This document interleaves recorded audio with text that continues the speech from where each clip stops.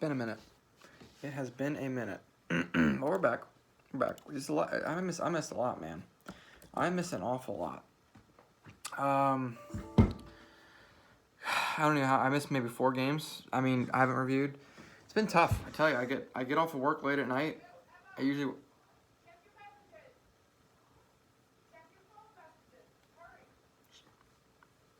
kids get ready for school.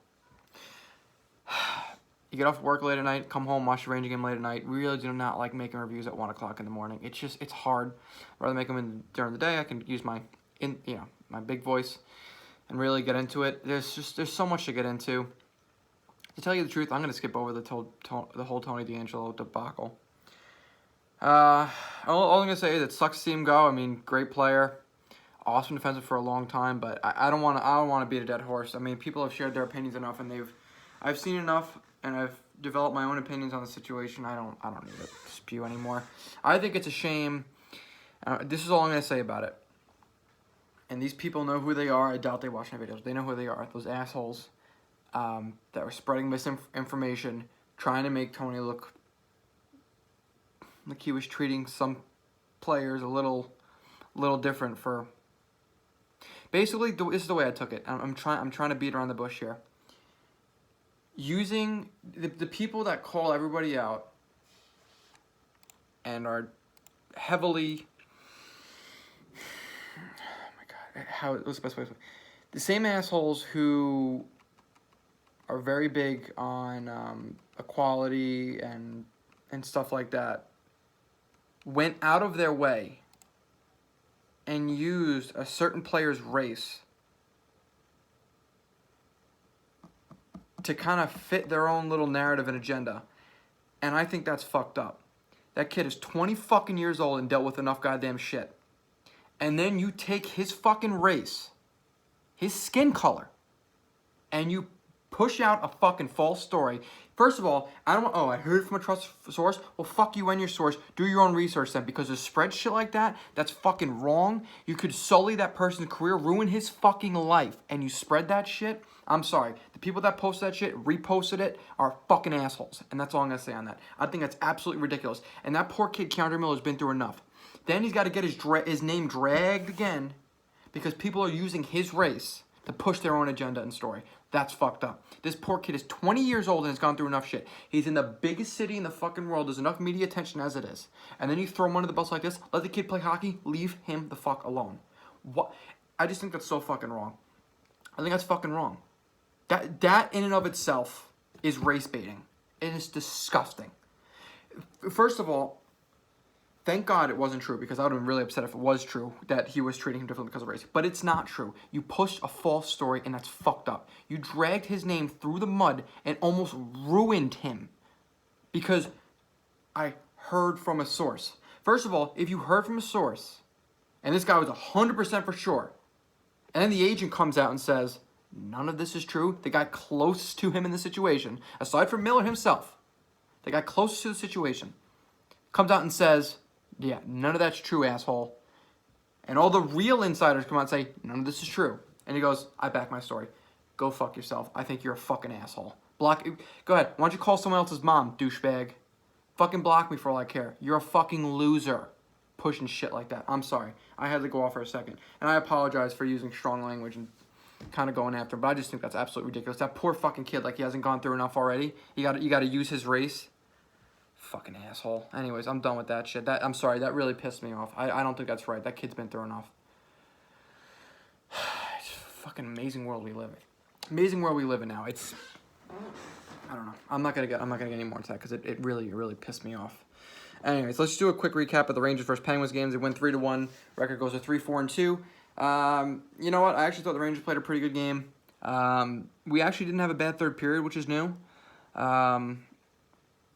We got our shot 26-24. The power play, we scored, but really didn't look that great. Again, Buchnevich on the top line seems to be working, but I don't know. I feel like the Rangers power play, the penalty kill was phenomenal, by the way. But I mean, we were 6 for 6 on the PK. But the power play, I don't know. I feel like they're passing too much, or almost trying too much. I don't know. It's so weird because there's so much skill in that power play. It's hard to justify breaking up. Obviously, Strome coming off would be big, but it's hard to justify like moving those parts around. I mean, you got Mika, Panarin, Fox, so much skill. Honestly, the only change I would make,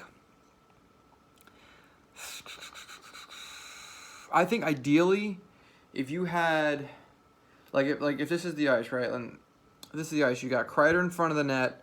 You got Zibanejad on his one-time side, Buchnevich on his one-time side. I would almost put Fox. I would almost put Fox on the right side. Well, I mean, Fox and Panarin at the point are interchangeable. I think Fox is more valuable on his side where it sticks against the boards because he's really good at keeping in pucks. And if he's on that side, he'll be batting a lot of pucks down. But then again, they move around so much. I don't know. It's difficult because there's a lot of talent on that power play, man. But I don't know. They got to get something going. I think maybe they're passing too much, and when they're taking shots, they're kind of just throwing them right at the goalie, like right in his stomach. You know, I mean, now granted, who was it? Was it DeSmith that played the other night? Because DeSmith, whoever it was, played fucking lights out. Yeah, it was Casey Smith. You got to give the guy credit. He had a great game. I mean, the Rangers are great at making no-name goalies good or look good. So, I don't know. It was a weird game to watch. I definitely think Lafreniere only got 9 minutes, so he got in the Quinn bin last game for a little bit. But that was understandable. Lafreniere has been a little slow off the start. The kid almost looks scared to try to make big plays and stand out, and that stuff like that's gonna happen when you have a lot of talent on your team. There's only so much talent you can have. I mean, listen, if you had McDavid, Crosby, McKinnon all on the same team, one of those guys is eventually going to be your third line center, and when that guy becomes a third line center, his production is going to go down.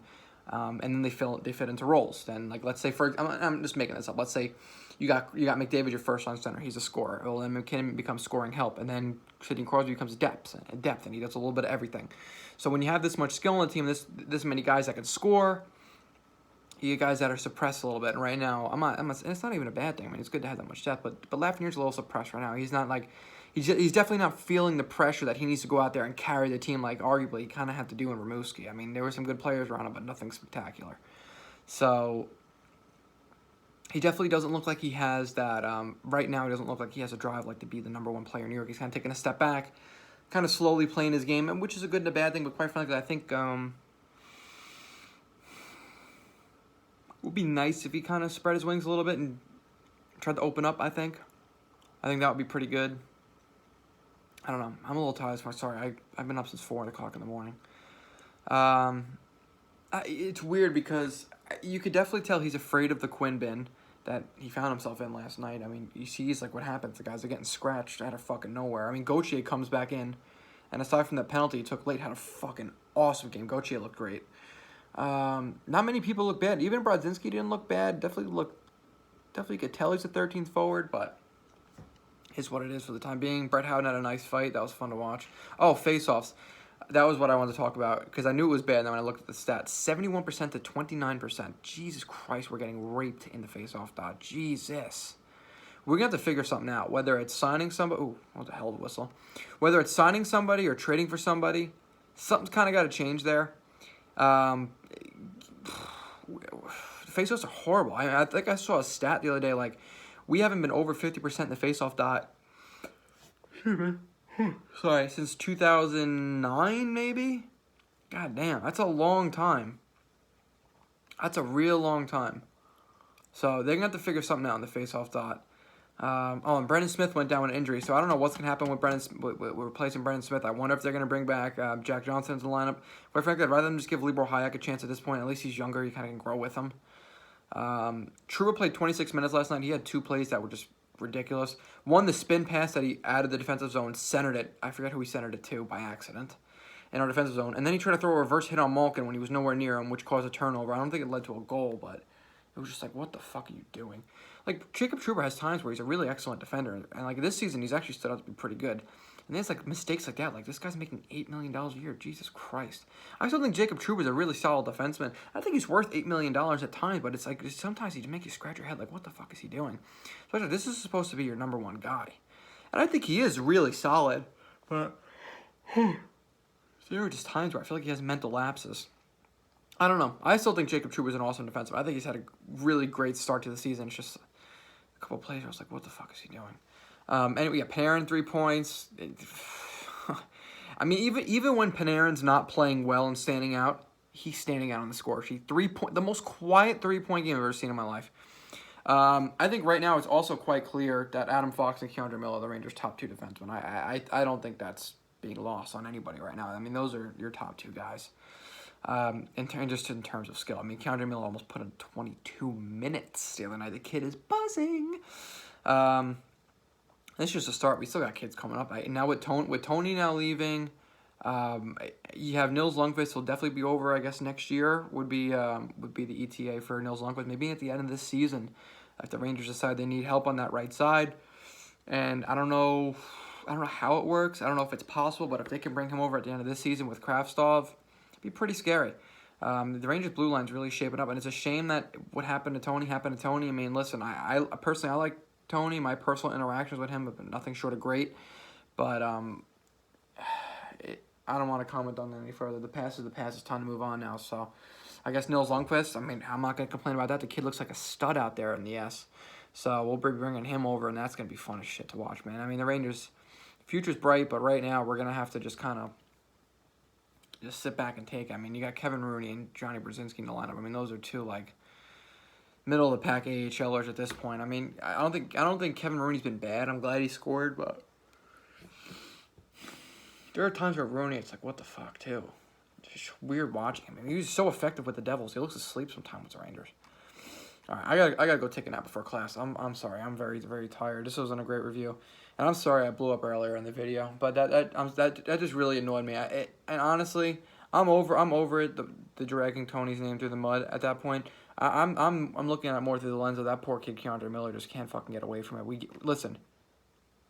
He's a human being. We don't have to look at everything through the lens of race. He's a human being. Can we treat him like a human being? I don't know. I feel bad for the kid. I really feel bad for the kid. And shit like this is going to run him out of town eventually. I feel so bad. He's a great hockey player, great kid. His name gets fucking, I don't know. I feel bad. Treat him like a human being. It's just that fucking simple. He's a human being. Stop. It's really a shame that he, because I feel like when people bring up stuff like that, you're taking away from him the player. It's almost as if, like, oh, what, because he is this way, like, he can't be a good hockey player? Like, it's surprising? It's surprising? No, it's fucking not. He's a human being. He's good at fucking hockey. Leave him alone. The poor goddamn kid. I feel so bad for him. He's got to be treated, like, why are you treating him differently? He's a great hockey player. He's a great kid. I feel so bad. Like, don't drag this kid around like this. Just treat him like a human being. I feel so bad. It's just such a shame. It's such a shame that human beings cannot treat other people like human beings these days. We have to literally look at each other like objects. It's disgusting. It's honestly disgusting. I don't know. I'm just gonna stop there. I feel for the kid, and he's gonna be a great defenseman. He's a great fucking person, great athlete, great hockey player. I just really wish people would just treat him like one instead of dragging his name. Anyways, that's it. I'm done. Thank you for watching. Hearing aids. That was pretty good. All right, you guys comment below your thoughts. And hopefully I'll get out a review after tomorrow night's game. I do work tomorrow night, so I will be watching the game on a delay, so I probably won't post a review till Friday afternoon. But we'll see. We'll see. Hopefully it's less monotone than this. I'm sorry. I'm very tired. Very little sleep last night. And I got school in about 20 minutes. So wish me luck, everybody. Pre-med is a lot of fun. Peace out, y'all. Thanks for watching.